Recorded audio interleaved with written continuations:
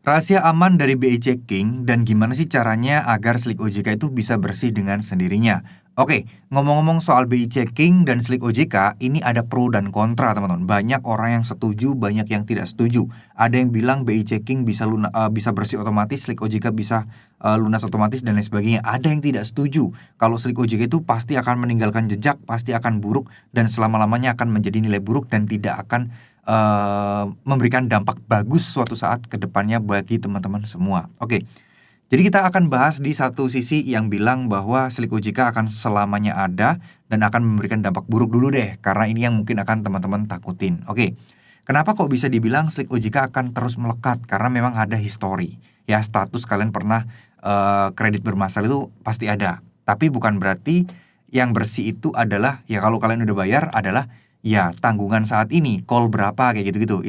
Itu mungkin akan bersih, tapi histori tetap biasanya masih ada. Cuman tergantung juga ya, ada banyak faktornya.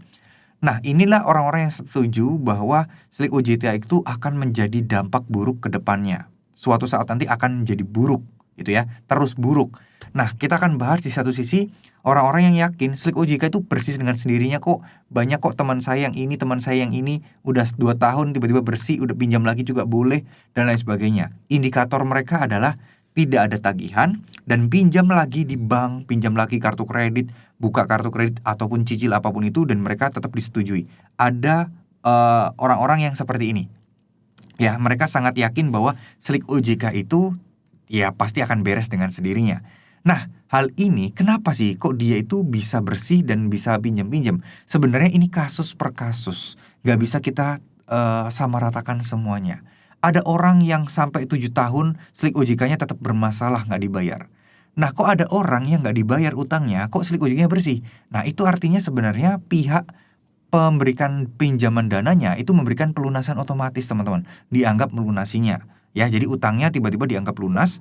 Tagihan Slik OJK yang tertunggak nggak ada karena memang dilaporkan udah lunas, tapi historinya tetap ada. Dan mereka pinjam-pinjam lagi, kenapa kok masih bisa? Kok pihak yang tadi itu yang punya pengalaman yang pertama kok nggak bisa?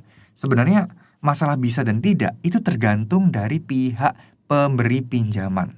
Tim analisnya, apakah mereka menganggap orang ini boleh dan layak?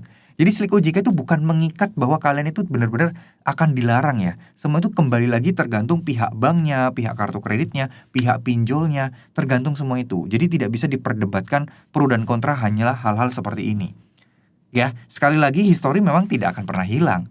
Tapi ada pihak-pihak penyelenggara yang mungkin histori tidak menjadi sebuah masalah selama dia tidak ada tanggungan. Tapi ada pihak-pihak yang membuat histori Slik OJK yang pernah jelek tadi itu menjadi sebuah masalah. Nah, ini kita tidak bisa samakan satu dengan yang lain ya. Jadi pertanyaannya apakah Slik OJK bisa lunas sendiri? Bisa dengan catatan kalau memang pihak pinjolnya, pihak pemberi pinjaman yang dulu memberikan pelunasan otomatis atau pemutihan kepada kalian. Dan kalaupun itu juga mereka melaporkan balik ke OJK ya. Kalau enggak ya enggak. Ada kasus di mana kenapa sih kok pinjol ada pemutihan di gitu-gitu? Simple sih. Mereka itu nggak mau data mereka buruk, makanya mereka mengajukan pemutihan. Ada fitur pemutihan di mana utang-utang nasabah dianggap lunas. Nah, itu nggak bisa dipungkiri, faktanya memang kejadian ada.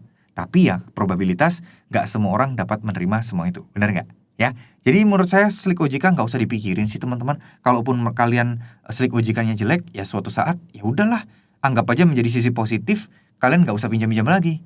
Dan kalian tidak akan terjebak di jeratan atau lingkaran setan yang harus minjam, gali lubang, tutup lubang. Ambil aja sisi positifnya dan hikmahnya. Saran saya lebih banyak berdoa, lebih banyak berusaha, berikhtiar, siapa tahu rezeki kalian diperbanyak, amin amin ya rabbal alamin. Dan teman-teman tidak perlu lagi minjam sana sini, bener nggak?